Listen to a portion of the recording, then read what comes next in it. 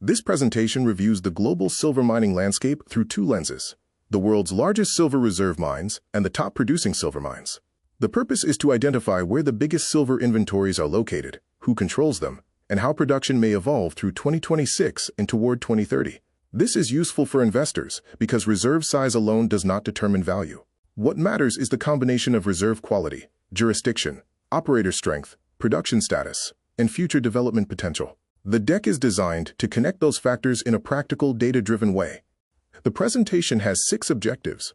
First, it ranks the top 20 global silver reserve assets. Second, it shows where those mines are geographically concentrated. Third, it reviews 2025 actual production at the mine level.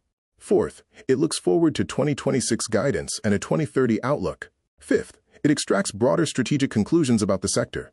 And sixth, it highlights the trends and risks that matter most for silver investors.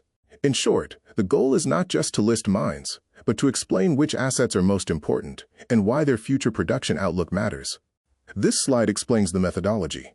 The core fields are rank, mine or project name, silver reserve base, country, operator, 2025 production, expected 2026 output, and a 2030 forecast. Where company guidance exists, it is used directly for 2026. Where it does not, reasoned estimates are used. The 2030 figures are longer-term projections based on mine life, project stage, expected ramp-ups, and strategic assumptions. The notation matters as well. An asterisk means estimated, 0 means not in production, and NA means the outlook is too uncertain to state with confidence at a mine-specific level. The top 5 reserve assets are heavily dominated by 2 themes: Polish scale and Pan-American optionality. KGHM's Polkowice, Sierozowice, and Rudna rank first and second, reflecting exceptionally large silver inventories inside large copper-silver systems. After that, Navidad, La Colorada Skarn, and Escobal represent giant undeveloped or constrained assets with very large reserve or resource bases, but less certainty around near-term production. For investors, this shows an important distinction. The biggest silver reserve assets are not always the largest current producers. Some of the largest inventories are tied to political, permitting, or development constraints, rather than active output. Ranks 6 through 10 bring together some of the sector's most investable large-scale silver assets. Peñasquito stands out as a major producing asset, with substantial silver reserves. Rochester combines large reserves with a significant production ramp. Fresnillo Mine, Juanicipio, and Saucito reinforce Mexico's role as a core silver jurisdiction. This part of the ranking is important because these mines are not just large on paper.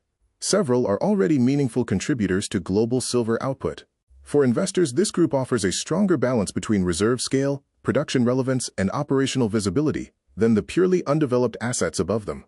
Ranks 11 through 15 include a mix of mature, high-quality operating mines across the United States, Mexico, China, and Mexico again. Greens Creek and Lucky Friday represent long-life U.S. assets with strong silver identity. La Colorada adds reserve depth, while Ying Mining District highlights Silvercorp's position in China. Palmarejo rounds out the group as a meaningful Mexican silver-gold producer. These mines may be smaller than the top 10 on a reserve basis, but they are still strategically important because many are active, well-understood operations. That makes them especially relevant for investors focused on nearer-term production rather than optionality alone. The final reserve ranks, 16 through 20, include smaller but still meaningful assets such as Keno Hill, Terronera, Huaron, Las Chispas, and San Julian. Several of these are important not because of huge reserve bases, but because of their operational leverage or ramp-up potential. Terronera is a development story. Keno Hill is a restart and optimization story. Las Chispas and San Julian show that smaller reserve mines can still be important if grades, margins, or operational execution are strong. For investors, this reinforces a key principle.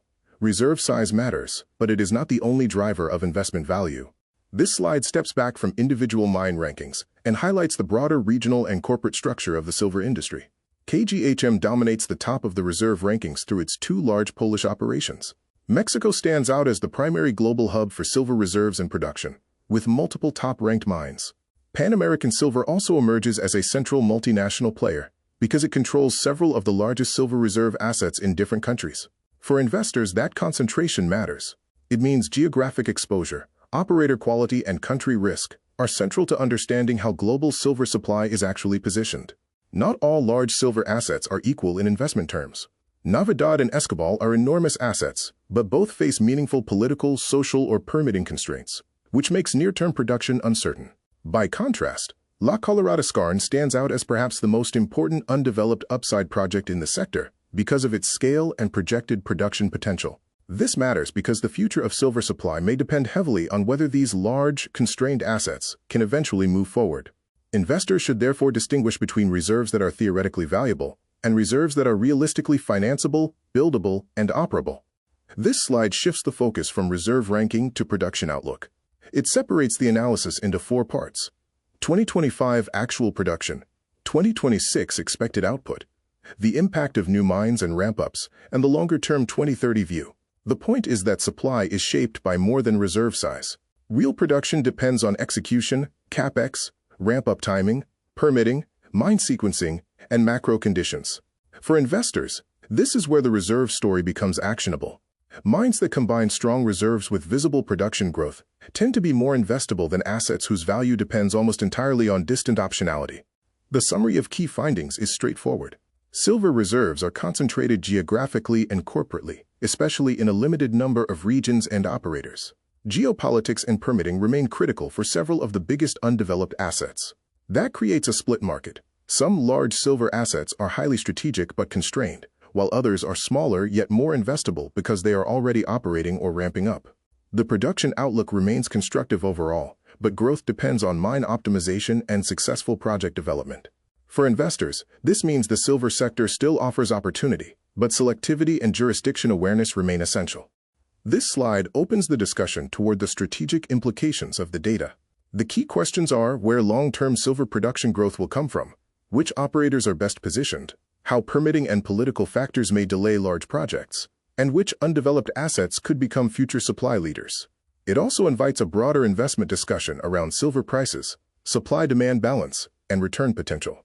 For a mining investor, this is the natural next step after reviewing the rankings, identifying which assets are merely interesting on paper and which ones are most likely to matter in portfolios over time. The final takeaway is that the global silver mining industry is defined by concentration, optionality, and execution risk. A small number of regions and companies control a large share of global silver reserves.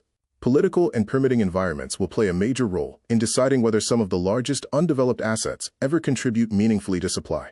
At the same time, existing producers and ramp-up projects are likely to drive most of the sector's nearer-term growth. For investors, the most important lesson is to combine reserve analysis with production visibility, jurisdiction quality, and operator strength before making conclusions.